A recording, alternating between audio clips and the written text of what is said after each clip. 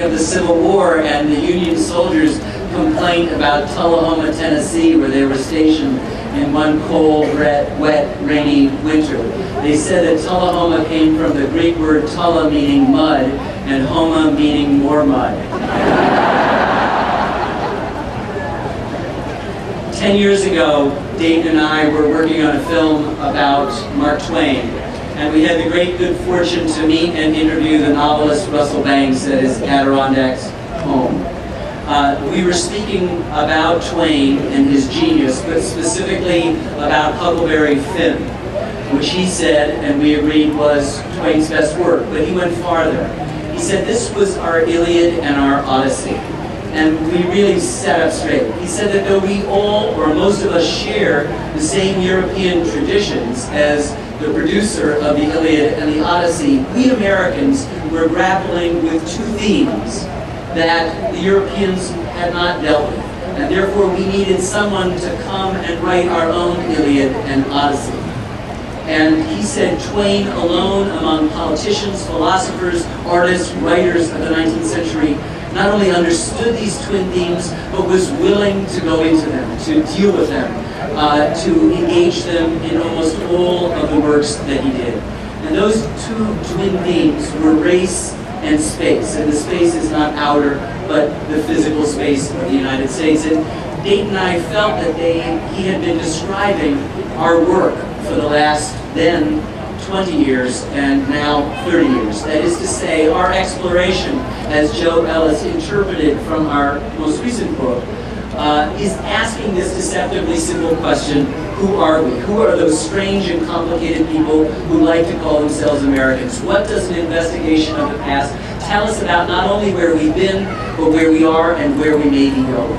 And while we can never answer the question in the end, we can possibly deepen it with each successive project.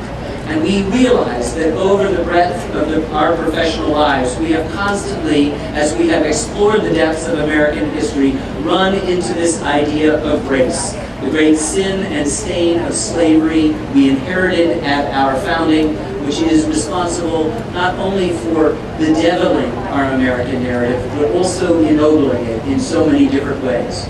But we have also been drawn inexorably to a question of space, to that physicality of our continent, which has in so many ways formed and shaped us. And in films specifically that I have been able to do with my best friend, Dayton Duncan, from our town of Walpole, New Hampshire, on the West, on Lewis and Clark, on Mark Twain, on Horatio's Drive, we have tried to come to terms with all of the contradictory and exultant themes that sort of come to the surface when you deal with our continent and its magnificent promise.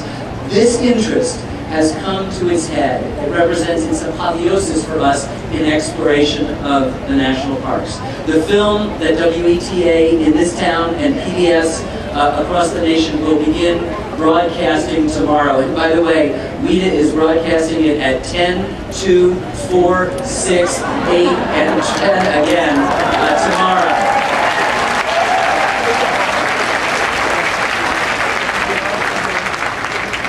So don't tell me on Monday morning you didn't know when it was on. The film freedom. Thomas Jefferson started off by saying all men are created equal, but of course he meant all white men of property free of debt.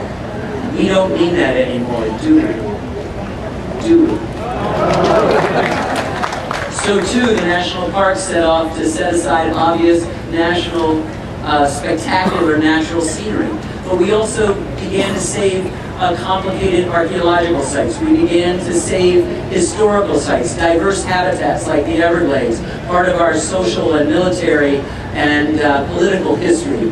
We saved the symbols of our great republic, the Statue of Liberty, Mount Rushmore, the Lincoln Memorial, this mall. These museums, these are all part of a much larger sense of bringing in the story of America into the idea of the national parks. So we weren't just reflecting our geological history or our ancient ethnographic history, but all of American history, and we have been willing to deal with the most complicated parts of it too. So that Manzanar, where Japanese American citizens were shamefully interned during the Second World War, is a site of the National Park Service.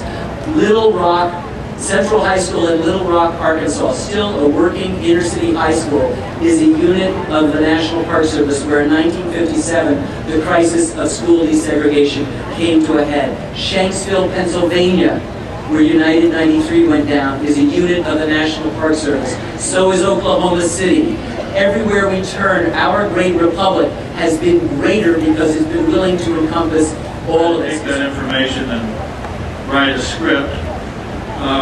And then sit in an editing room in our little town of Walpole with a very talented group of people, but most importantly with my best friend, the best filmmaker in America, Ken Burns. So if you got a better job than that,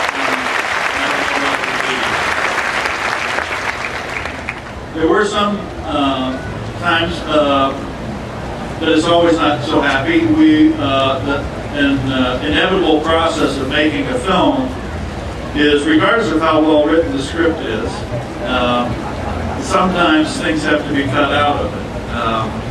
And Ken, because he's known me long enough, would look over and see the blood running out of me onto the floor of the editing room as another great story bit the dust.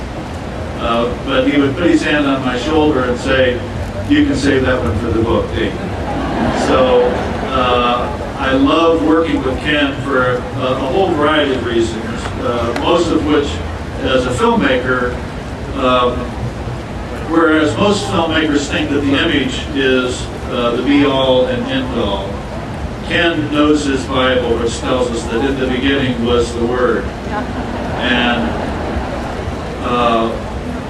pays great attention not only to the narration that Jeff Ward and I write in the different films, to the words of John Muir in this film, or Theodore Roosevelt, or George Melendez Wright, a biologist with a lot of soul, or Marjorie Stoneman Douglas, who saved the Everglades. Those words, what they've got to say, are as important to him in the film as they are to the writer of it.